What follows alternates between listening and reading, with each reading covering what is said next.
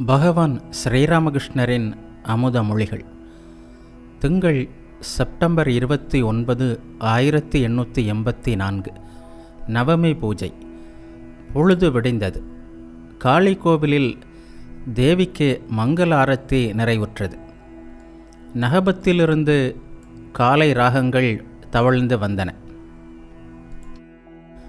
பிராமணர்கள் கூடையுடனும் தோட்டக்காரர்கள் பெரிய கூடைகளுடனும் தேவியின் பூஜைக்காக பூப்பறிக்க விரைந்து கொண்டிருந்தனர்.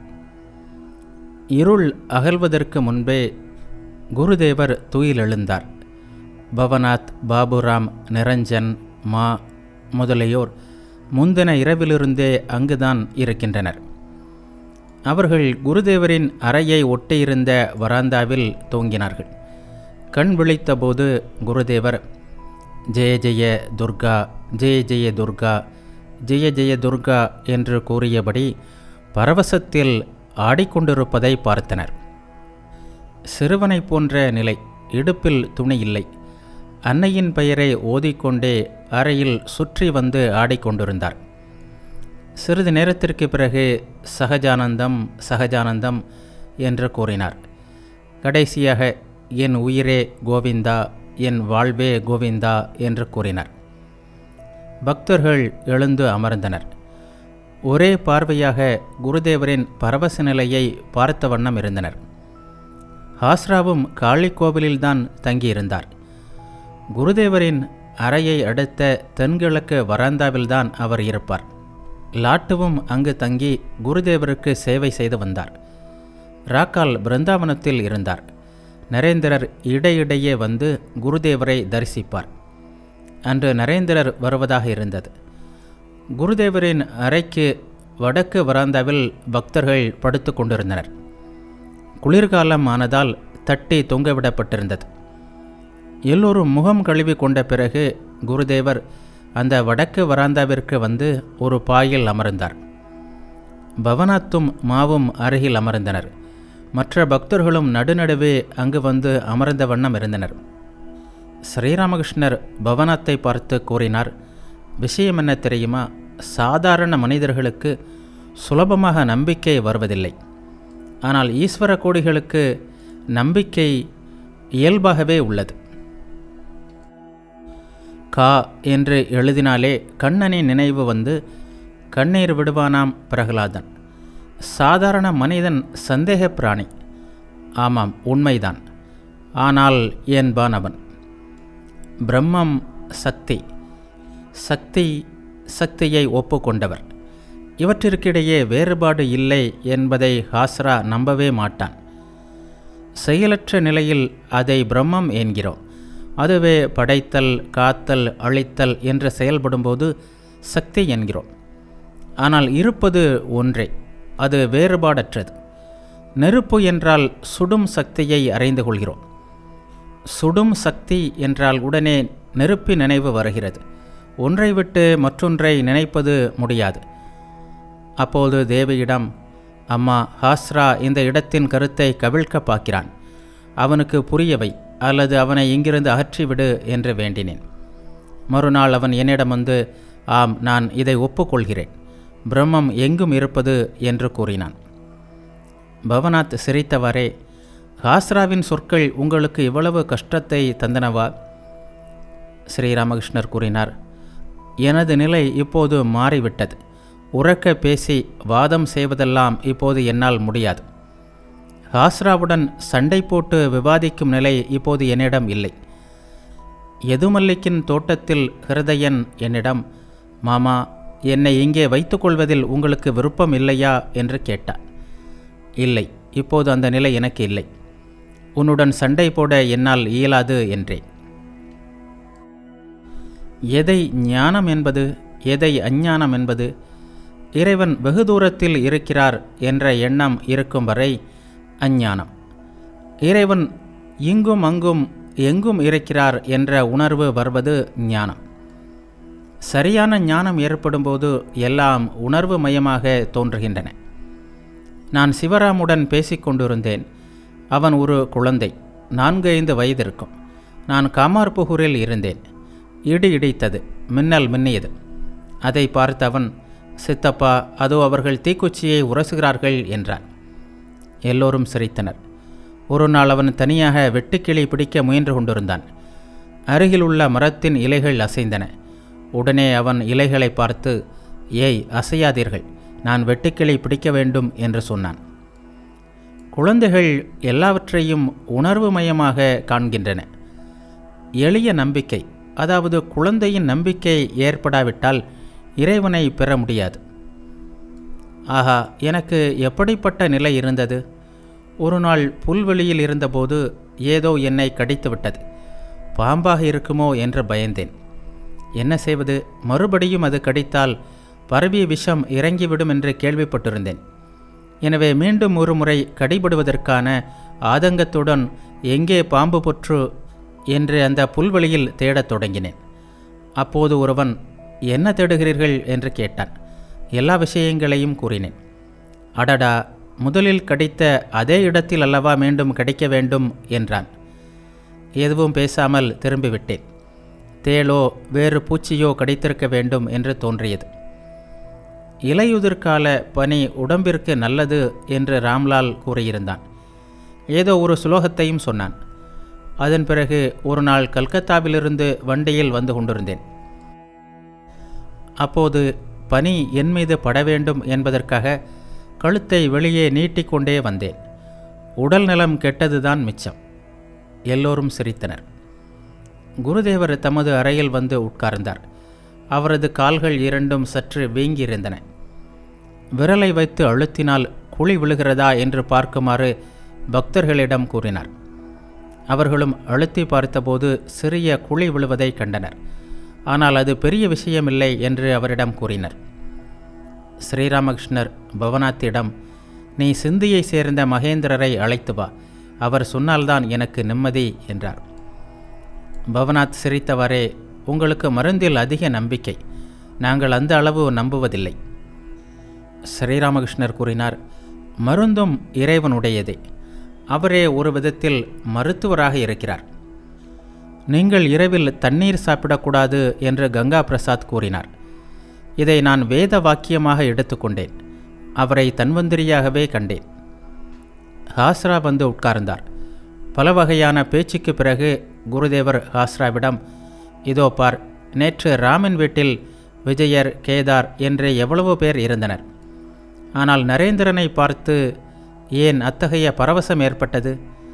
கேதாரை தெய்வீக ஆனந்தத்திலேயே வாழ்பவராக நான் கண்டேன் என்றார். நேற்று மகா அஷ்டமி. துர்கை திருவுருவை தரிசிக்க குருதேவர் கல்கத்தாவிற்கு சென்றிருந்தார். அதரின் வீட்டில் துர்கையை தரிசிக்கும் முன்பு ராமின் வீட்டிற்கு சென்றார். அங்கு பக்தர்கள் பலர் இருந்தனர். நரேந்திரரை கண்டதும் குருதேவர் சமாதியில் ஆழ்ந்துவிட்டார். நரேந்திரரின் முழங்காலின் மீது ஒரு காலை ஊன்றியவாறு நின்ற நிலையிலேயே சமாதியில் ஆழ்ந்தார். இவ்வாறு பேசிக்கொண்டிருந்த போது நரேந்திரர் வந்தார். குருதேவரின் மகிழ்ச்சிக்கு அளவே இல்லை. நரேந்திரர் குருதேவரை வணங்கிவிட்டு பவனாத் முதலியவர்களிடம் சிறிது பேசிக்கொண்டிருந்தார். அவரது அருகில் மா இருந்தார். அறையில் நீண்ட பாய் விரிக்கப்பட்டிருந்தது. நரேந்திரர் பேசிக்கொண்டே பாயில் குப்பர படுத்து கொண்டார். நரேந்திரரை பார்த்து கொண்டிருந்த குருதேவருக்கு திடீரென்று சமாதி நிலை உண்டாயிற்று. அவர் திடீரென்று சென்று நரேந்திரரின் முதுகில் அமர்ந்தார். சமாதி நிலையில் ஆழ்ந்தார். பவனாத் பாடத் தொடங்கினார். ஆனந்தமயமான அன்னையே, என்னை நிரானந்தன் ஆக்கி விடாதே. குருதேவரின் சமாதி கலைந்தது. அவர் பாடினார். அருளின் அமுத அலை பொங்கும் அன்னை சியாமா, நீ உலகில். மீண்டும் குருதேவர் பாடினார். மறுபடியும் மறுபடியும் மனமே, நீ துர்கை என்னும் அருமைமிகு தாயவளின் அழகு பெயரை பாடு. ஹாஸ்ரா வடகிழக்கு வராந்தாவில் உட்கார்ந்து மாலையும் கையுமாக ஜெபம் செய்து கொண்டிருந்தார். குருதேவர் அவரது அருகில் வந்து உட்கார்ந்து அவருடைய ஜெபமாலையை கையில் எடுத்தார்.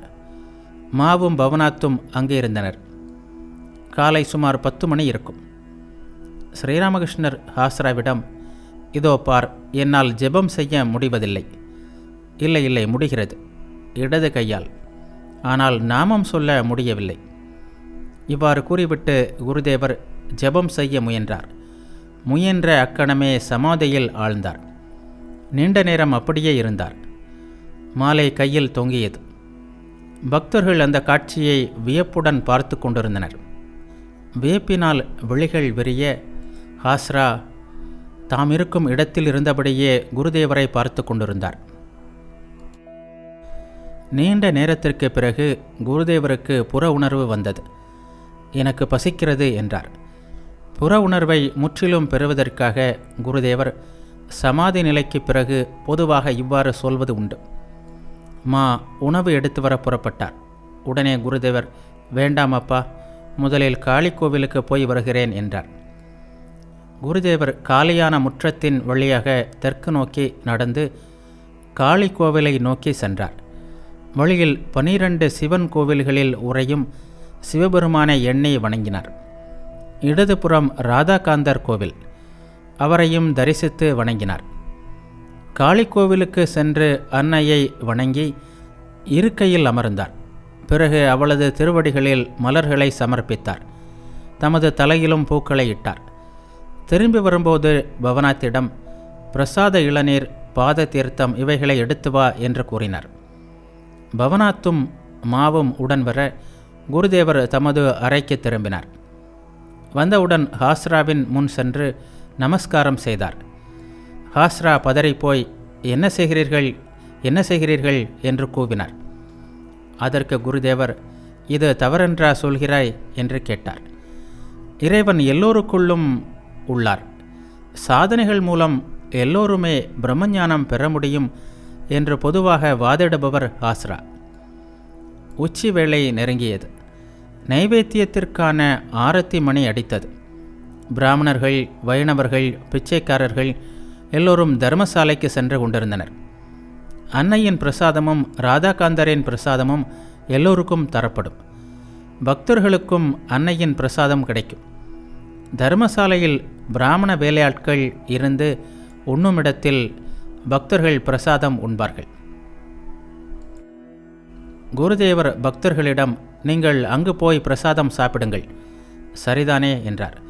நரேந்திரனை பார்த்து, நீ போக வேண்டாம், நீ இங்கேயே சாப்பிடுகிறாயா? நரேந்திரனும் நானும் இங்கேயே சாப்பிடுகிறோம் என்றார். பவனாத், பாபுராம், முதலிய பக்தர்கள் பிரசாதம் உண்ண சென்றார்கள். மதிய உணவிற்கு பிறகு குருதேவர் சிறிது நேரம் ஓய்வு கொண்டார். பக்தர்கள் வராந்தாவில் உட்கார்ந்து பேசிக் கொண்டிருந்தனர். குருதேவரும் அங்கு வந்து உட்கார்ந்து பக்தர்களுடன் ஆனந்தமாக பேசலானார். மணி 2. அனைவரும் வடகிழக்கு வராந்தாவில் இருந்தனர். பவனாத் பிரம்மச்சாரி வேடத்தில் தென்கிழக்கு வராந்தாவிலிருந்து திடீரென்று வந்தார். காவியுடை, கையில் கமண்டலம், சிரித்த முகம். குருதேவரும் பக்தர்களும் சிரித்தனர். ஸ்ரீராமகிருஷ்ணர் சிரித்தவாறே, இது அவனது மனதின் போக்கு அல்லவா, அதனால்தான் இந்த வேடமிட்டிருக்கிறான். நரேந்திரர் கூறினார், அவன் பிரம்மச்சாரியாக வேடமிட்டான், நான் வாமாச்சாரியாக வேடமிடட்டுமா? ஹாஸ்ரா கூறினார், அப்படியானால் நீ பஞ்சமகாரம், சக்கரம் போன்ற சாதனைகளை செய்ய வேண்டுமே. வாமாச்சாரம் பற்றி கேட்டதும் குருதேவர் மௌனமானார். அந்த பேச்சில் ஊக்கம் காட்டவில்லை. மெதுவாக அந்த பேச்சை தட்டி கழித்தார். திடீரென்று பித்து பிடித்தவராக ஆடத் தொடங்கினார். பாடினார். இனி நீ என்னை ஏய்த்தாலும் ஏமாற மாட்டேன் என் தாயே, கண்கள் குளிர கண்டேன் உன் சிவந்த மலர் பாதங்களை. ஸ்ரீராமகிருஷ்ணர் கூறினார், ஆஹா, ராஜநாராயணன் எவ்வளவு அற்புதமாக தேவி மகாத்மியம் பாடுகிறார். இப்படித்தான் அவர் ஆடி பாடுகிறார். காமார்புகூரை சேர்ந்த நகுட் ஆசாரியரின் பாட்டும் அப்படித்தான். ஆஹா, என்ன நடனம், என்ன பாட்டு! பஞ்சவடியில் ஒரு சாது தங்கியிருந்தார். மிகவும் கோபக்காரர். பார்த்தவர்களையெல்லாம் ஏசுவார், சபிப்பார். காலில் மரப்பாதுகை அணிந்து கொண்டு அங்கு வந்து சேர்ந்தார். என்ன, இங்கே நெருப்பு கிடைக்குமா என்று கேட்டார். குருதேவர் கைகூப்பி அந்த சாதுவை வணங்கினார். அந்த சாது அறையை விட்டு போகும் வரை கூப்பிய கைகளுடனேயே நின்றார் அவர். சாது சென்றதும் பவனாத் சிரித்து கொண்டு குருதேவரிடம், அந்த சாதுவிடம்தான் உங்களுக்கு என்ன பக்தி? ஸ்ரீராமகிருஷ்ணர் சிரித்தவாறே, அவர் தமோகுண நாராயணன் ஆயிற்றே. தமோகுணத்தினரை இவ்வாறு மகிழ்விக்க வேண்டும். இதில் அவர் சாது வேறு. பக்தர்கள் கோலாக்தாமம் விளையாடினர். ஹாஸ்ராவும் கலந்து கொண்டார். குருதேவரும் அங்கு வந்து நின்றார். மா மற்றும் கிசோரியின் காய்கள் சொர்க்கத்தை அடைந்தன. குருதேவர் இருவருக்கும் வணக்கம் தெரிவித்தார். நீங்கள் 2 சகோதரர்களும் கொடுத்து வைத்தவர்கள் என்றார். தனியாக மாவிடம் இனி விளையாடாதே என்றார். குருதேவர் தொடர்ந்து விளையாட்டை கவனித்தார். ஹாஸ்ராவின் காய் நரகத்தில் விழுந்தது. அடடா, மறுபடி ஹாஸ்ராவிற்கு என்ன ஆயிற்று என்றார் குருதேவர். அதாவது ஹாஸ்ராவின் காய் மறுபடி நரகத்தில் வீழ்ந்து விட்டது. எல்லோரும் ஓவென்று சிரித்தனர். லாட்டுவின் காய் சம்சாரத்திலிருந்து விடுபட்டு ஒரே இடியாக 7ஆம் நிலையாகிய முக்தி நிலையை அடைந்துவிட்டது. லாட்டு தை தை என்று குதிக்கவே தொடங்கிவிட்டார். லாட்டுவின் மகிழ்ச்சியை பாரேன். இப்படி ஆகாமல் இருந்திருந்தால் அவன் கவலையில் ஆழ்ந்திருப்பான் என்றார் குருதேவர். பிறகு பக்தர்களின் பக்கமாக திரும்பி, இதற்கும் பொருள் உண்டு. ஹாஸ்ராவிற்கு ஆணவம் அதிகம். இதிலும் எனக்கே வெற்றி என்ற எண்ணம் அவனுக்கு. இறைவனின் விதிப்படி இப்படி முடிந்தது. உண்மையான மனிதனை அவர் ஒரு பொழுதும் எந்த நிலையிலும் அவமானத்திற்கு ஆளாக்குவதில்லை. அவன் எல்லோரிடமும் வெற்றி அடைகிறான். சிறிது நேரம் சிறிய கட்டிலில் அமர்ந்திருந்தார். நரேந்திரர், பவநாத், பாபுராம், மா முதலியோர் தரையில் உட்கார்ந்திருந்தனர். கோஷ்பாரா, பஞ்சநாமி போன்ற நெறிகளை பற்றிய பேச்சை தொடங்கினார் நரேந்திரர். குருதேவர் அவற்றை பற்றி விளக்கிவிட்டு அவற்றை எதிர்த்தும் கூறினார். அவர்கள் சரியான வழியில் சாதனைகள் செய்வதில்லை. மதத்தின் பெயரால் புலனின்பத்தில் ஈடுபடுகின்றனர் என்றார் அவர். நரேந்திரரிடம், இதையெல்லாம் கேட்பதில் உனக்கு என்ன பயன்? பைரவி, பைரவன் நெறியின் விஷயமும் இதுதான். காசிக்கு போயிருந்தபோது என்னை பைரவி சக்கரத்திற்கு ஒரு நாள் அழைத்து சென்றனர். ஒருவனை பைரவன் என்றனர், ஒருத்தியை பைரவி என்றனர். நிவேதித்த மதுவை குடிக்குமாறு என்னிடம் சொன்னார்கள். அம்மா, என்னால் மதுவை தொட முடிவதில்லை என்றேன் நான். அவர்கள் குடிக்கத் தொடங்கினார்கள். இனி ஜபத்தியானம் செய்வார்கள் என்று நினைத்தேன். ஆனால் அப்படி ஒன்றும் நடக்கவில்லை. பிறகு ஆடத் தொடங்கினார்கள். எங்கே கங்கையில் விழுந்து விடுவார்களோ என்று எனக்கு பயம் ஏற்பட்டது. அவர்கள் கங்கை கரையில் கூடியிருந்தனர். கணவனும் மனைவியும் பைரவியாக இருந்தால் அது அவர்களுக்கு பெருமைக்குரிய விஷயம்.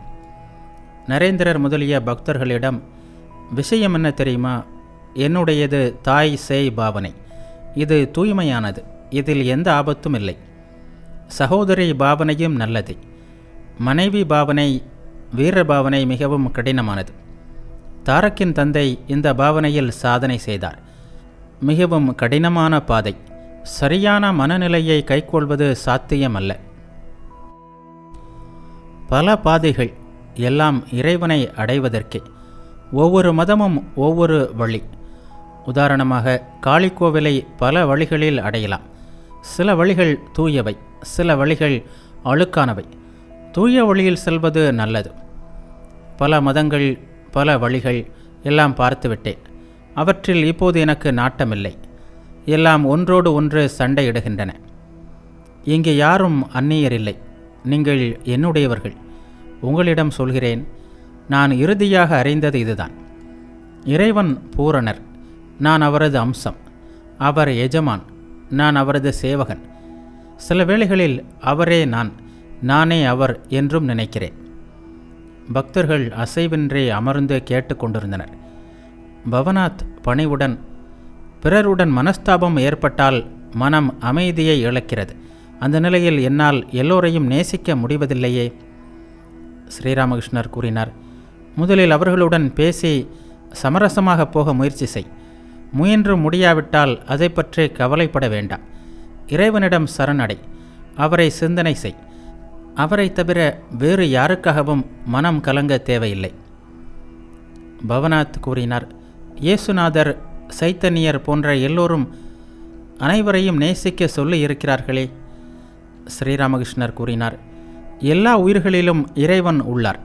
எனவே எல்லோரையும் நேசிக்கத்தான் வேண்டும். ஆனால் தீயவர்களை எட்டியிருந்தே வணங்கு. சைத்தன்யரை பற்றி சொன்னாய் அல்லவா? அவரும் தனது மனப்போக்கிற்கு ஏற்பு இல்லாதவர்களை கண்டால் தமது பாவனையை கட்டுப்படுத்திக் கொள்வார். ஸ்ரீவாசரின் வீட்டில் அவர் ஸ்ரீவாசருடைய மாமியாரை தலைமுடியை பிடித்து இழுத்து தெருவில் தள்ள நேர்ந்தது. பவநாத் கூறினார், அவ்வாறு தள்ளியது வேறு யாரோ ஒருவர். ஸ்ரீராமகிருஷ்ணர் கூறினார், அவரது அனுமதி இல்லாமல் வேறு யாராவது செய்திருப்பார்களா? என்ன செய்வது? யாரோ ஒருவரின் நட்பு கிடைக்கவில்லை என்பதற்காக இரவு பகலாக அதை பற்றியே அரட்டி கொண்டிருக்க வேண்டுமா என்ன? இறைவனுக்கு தர வேண்டிய மனதை பயனற்ற சிந்தனைகளில் வீணாக்குவதா? அம்மா, எனக்கு நரேந்திரன், பவநாத், ராக்கால் யாருமே தேவையில்லை. எனக்கு நீ மட்டுமே வேண்டும் என்று கூறினேன். நான் மனிதர்களை வைத்துக்கொண்டு என்ன செய்வது?